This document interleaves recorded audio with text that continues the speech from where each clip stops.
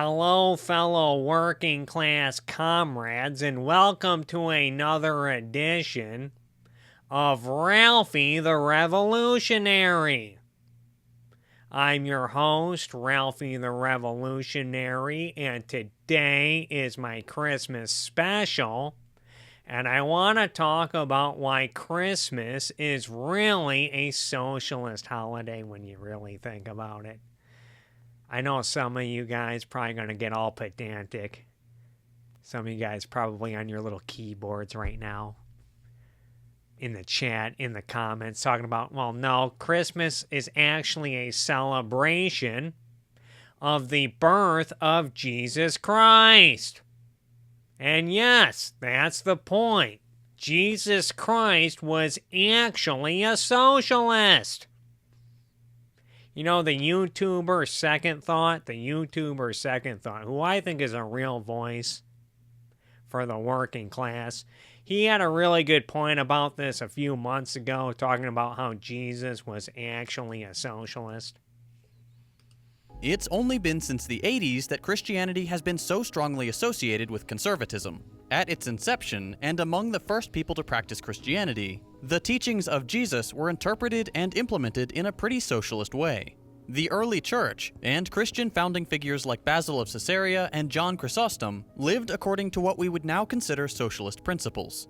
The common ownership of property, the community providing for the needy, and criticism of those who hoarded wealth from labor.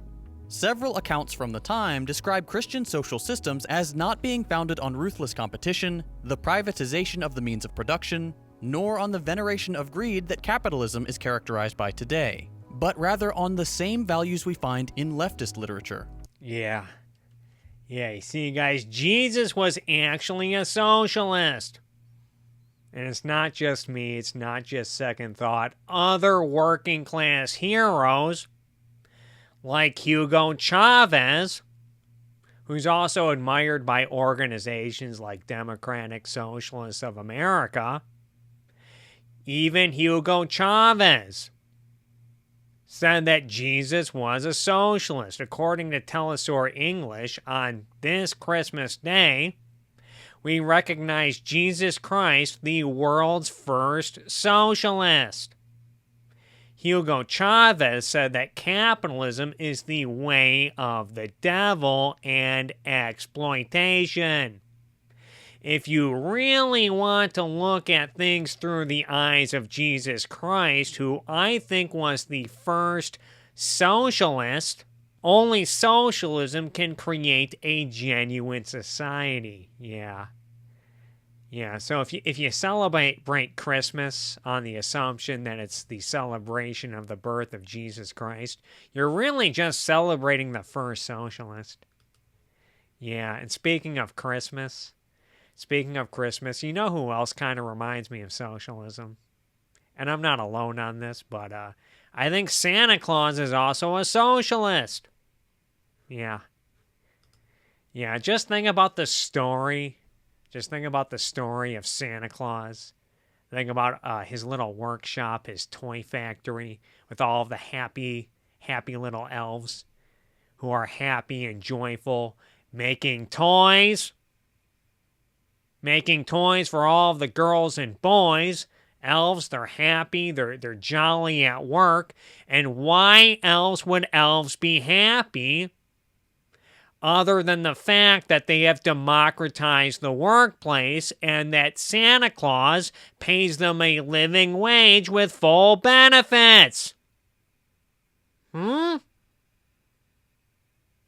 Is it also any coincidence that Santa Claus wears all red and kind of looks like Karl Marx? Even Jacobin Magazine, another voice of the working class, a magazine for the working class, wrote an article about this called The Socialist Case for Santa Claus. Written by Adam Gaffney, it says, for the fundamental nature of Santa Claus's gift provision operation is this: he and his elves produce and provide gifts on an industrial scale. entirely outside the nexus of callous cash payment. Gifts are distributed to children not on the basis of their labor value, nor the basis of their ownership of capital. Gift distribution is not tied to their parents' economic or social or economic standing. Santa Claus eschews means testing. Moreover, Santa Claus flagrantly and jollily violates national borders, going on to say that Santa's operation amounts to an egalitarian, internationalist, luxury commodity distribution apparatus that blatantly disregards the mores of the free market and is based neither in the pursuit of profit,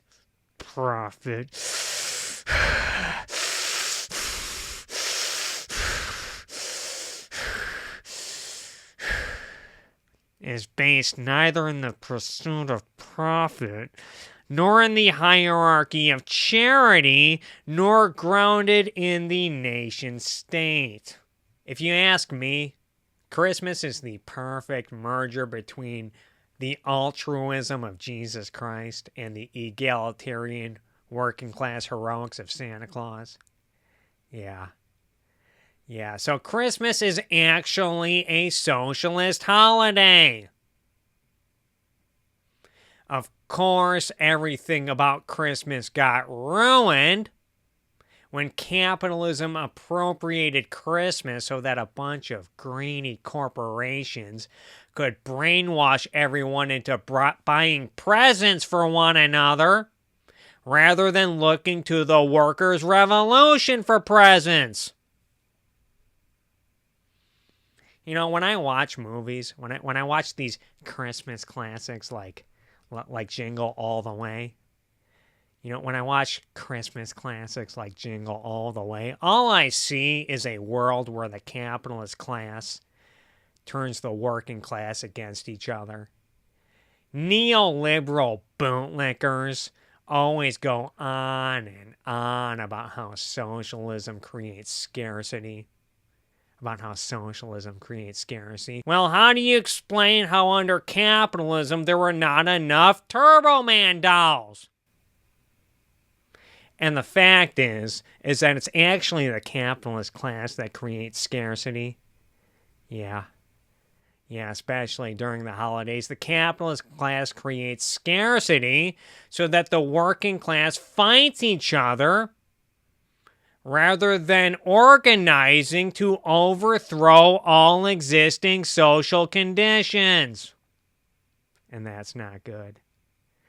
I mean, just look at what happens on Black Friday every single year. First official day of Christmas shopping. I mean, it's bad enough.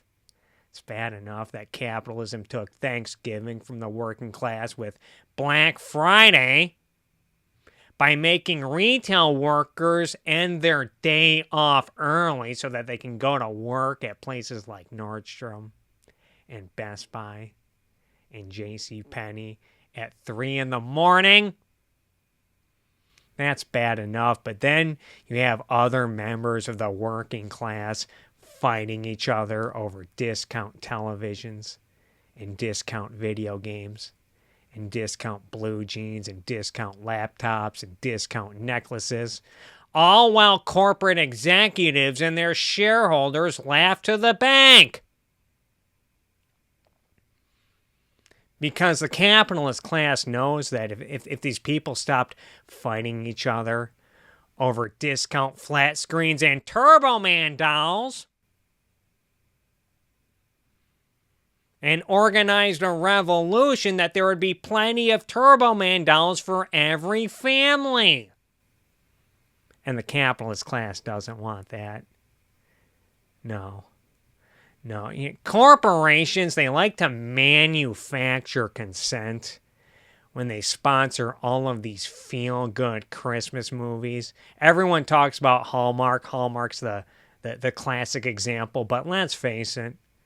A lot of these Christmas classics, a lot of these are made by a variety of corporate movie studios. Some of these movie studios, which are just subsidiaries of larger conglomerates. And a lot of these movie studios get funding from other corporations for product placement. And just to make things simpler for everyone, just to make things easier for everyone to follow, I'm going to start referring to all of these corporate movie studios and television stations and online streaming networks and the variety of corporations that sponsor them with product placement, hoping that you'll go out and buy their products for the holiday season. I'm going to lump all of these companies together into one unit and call them Big Christmas to make it easier for everyone to follow. I mean, everyone already does this whenever they talk about big pharma and big oil and big tech. But nobody ever talks about Big Christmas. Big Christmas, what they do is they condition you into thinking that spending money on gifts is fun, that shopping for the holidays is joyful. With all of these holiday commercials and Christmas movies and Christmas music and Christmas classics. You have stories like A Christmas Carol that Big Christmas likes to recycle over and over and over again into movies and TV specials. Movies like Muppet Christmas Carol and Mickey Christmas Carol. They even made one called Scrooge with Bill Murray. Also made one with Jim Carrey. Big Christmas keeps remaking the same story over and over and over again to condition you, the working class, into thinking that the bourgeoisie is redeemable. You guys really think the bourgeoisie is redeemable with stories like this? Now, get on with your work, Cratchit. Speaking of work, Mr. Scrooge, tomorrow is Christmas, and I was wondering if I could have half a day off. Christmas, eh? I suppose so. But I'll dock you half a day's pay. Now, let's see. Now, does that seem redeemable to you guys? You know, people like to talk about how Vladimir Lenin was this bad guy because of the Red Terror. People always complain about Vladimir Lenin because of all the bad things that happened to the greedy kulaks.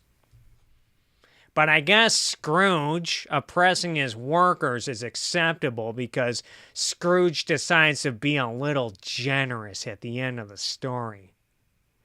You know, Big Christmas companies like Disney, they want you to think that this class antagonism is acceptable because your boss gives back a little bit of the labor value they stole from you all year in the form of a Christmas bonus.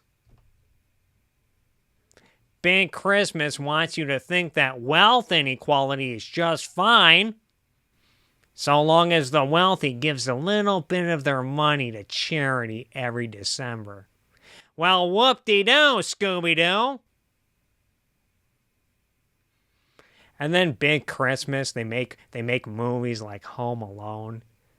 They make Christmas classics like Home Alone that condition people into thinking that what's really important is not gifts, not material objects that you get under the tree, but rather what's really important is spending time with your family. This is also a theme of How the Grinch Stole Christmas, if you remember. After the Grinch steals Christmas, the Who's in Whoville, they come together in the end and hold hands and sing, and they're still happy despite waking up to nothing on Christmas morning. I mean, for all they know, the 1%, the top 1% could have stolen their Christmas, but they just tolerate it. There's also a Christmas special of The Simpsons where Bart Simpson burns down the Christmas tree and all of the presents. Then the family ends up losing everything in their house, but they still come together in the end and have a good time because they still have family. That's exactly what the capitalist class wants you to think. That your material well-being does not matter, making you think that having nothing is just fine so long as you have family. You guys still gonna enjoy those Christmas classics? I didn't think so. I actually want to go back to Second Thought's video on Jesus Christ. To Donald Trump. So, what do things look like on the left? For starters, the... We can expect great things from you, Mr. Potter. You may qualify for health plans starting at $0 a month. Click now to see if you can save. Private Christian health left is insurance. seeing somewhat... So, what do things look like on the left? For starters, the Christian left is seeing somewhat of a revival. Christian leftist organizations like Christians for Socialism and the Institute for Christian Socialism have gained popularity in the wake of the Trump presidency as socialism as a whole trends upward. Yeah. Yeah, you know, speaking of this, I really don't understand this dichotomy between socialism and Christianity.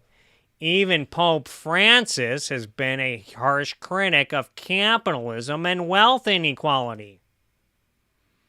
And considering all of this, I'm starting to wonder if the left should start to court Christians instead of atheists. Yeah.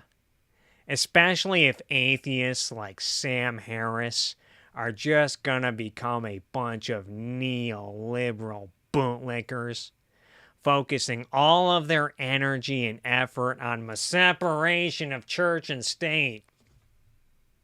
The separation of church and state. I mean, is that stuff really important, you guys? Is having the legal right to worship an octopus really more important than making sure that everyone in society has a right to free health care and a living wage and housing and free college? You know, if atheists are going to prioritize getting In God We Trust off the money rather than giving away free money and making sure no kid goes hungry, well, then really what's the point? Maybe it's better for the working class left to appeal to Christians than atheists. Just a thought. So remember what Big Christmas stole from you. The working class. Big Christmas took a holiday that celebrates socialists like Jesus Christ and Santa Claus and turned it into a holiday where the working class fights each other over who's going to enrich the capitalist class.